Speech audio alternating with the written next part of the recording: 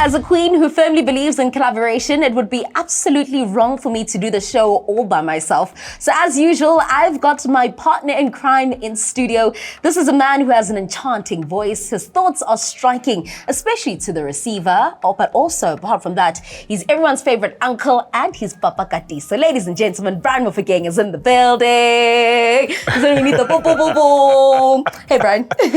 You remind me of the song from Barry White. Ooh. Telling me this. Ooh. Are you sure it wasn't you? Practice what you preach. Yeah. That's just how we do it right here on Fut-Afrique. This is a man who constantly tests my African football knowledge. But today, I'd like to rope you in as you, Brian, will test their African football knowledge. Last week was a very big day in South Africa. On Saturday, everybody went to the Mozambique Stadium, the 19th final to be played at that venue. And then it was the Buccaneers up against Delhi's. Yes. Something big happened. We knew history was going to be made no matter who wins it. Yeah. At the end of the day, Jose Riveiro and Pirates won it for a third season in a row. They said ladies they became first. Champions. Yeah, and they went on to do what they do as usual. Yeah. The Buccaneers, I can see the colors also, eh? Yeah. We move right along from there. I love wardrobe. So the question for this week is, Jose Riveiro became the coach who's won the MTNA 3 times now. All right, he did it in a row, but there's another coach that actually won it 3 times as well. He might never have done it in succession, but he won it 3 times. Who does he share the record with?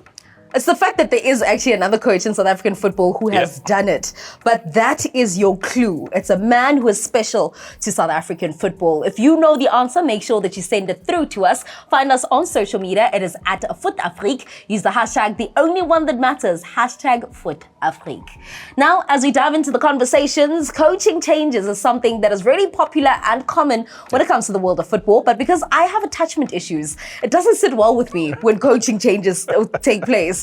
If you take a look at the Betway Premiership, there's a new duo in town. We have Atazwane alongside Uvilagazi, who have been announced as the new duo to head AmaZulu. Last week we were sitting here with Morgan. Yes. And I still told you, I said, whenever a coach arrives who has just been a coach elsewhere, who still harbors ambitions of coaching at the highest level, and they say he's going to be a DDC coach, run. Murifi run. Murifi run. Because you know, hey, there's something that's going to happen there. Immediately after that, you are guaranteed that you are going to be without a job. 100%. So exactly, you were saying, no, it shouldn't. Last week, you remember? I remember. Yeah, and I told you that once I have somebody, it's like when somebody walks in here, there's a presenter sitting there, and you're no, she's just here to watch. Just know you're gone. Just know you're gone. Next thing, kicking your CV elsewhere.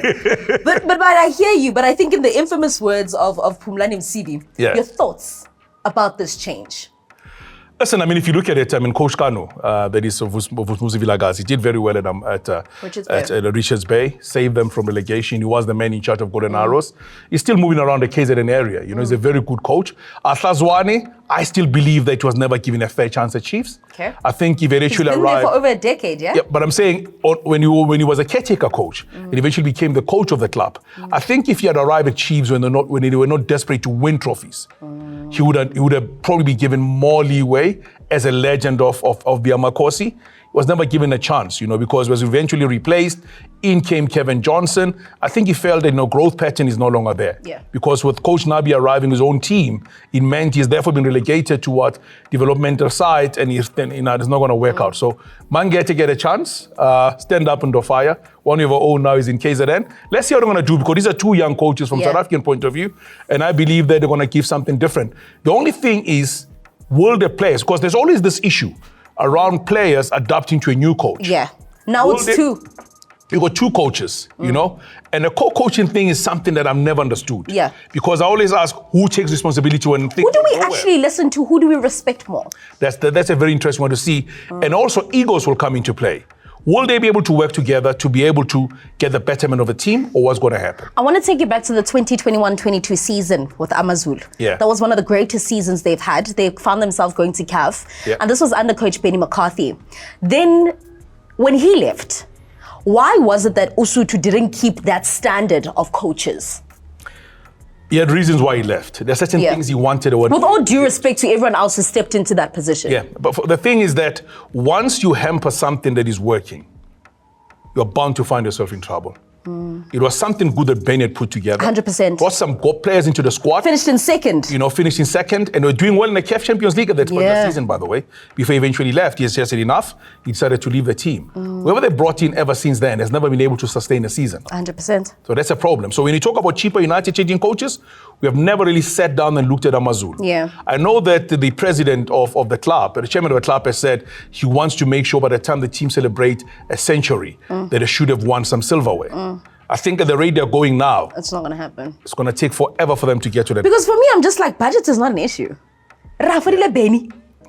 And I understand, like, KZN normally wants their own, right? But I'm just like, I mean, Benny is Benny, but if you can get Benny, you can get someone on the same caliber. But let's see as to how this duo plays out. I'm going to put all the faith in them. Let's talk about, let's go into the African continent. A man that we love oh so dearly here at Fut-Afrique, Aliou Cissé, unfortunately, has been dismissed of his duties as the head coach of the Senegalese national team. Now, if you remember, he led them to glory, to their first ever AFCON title.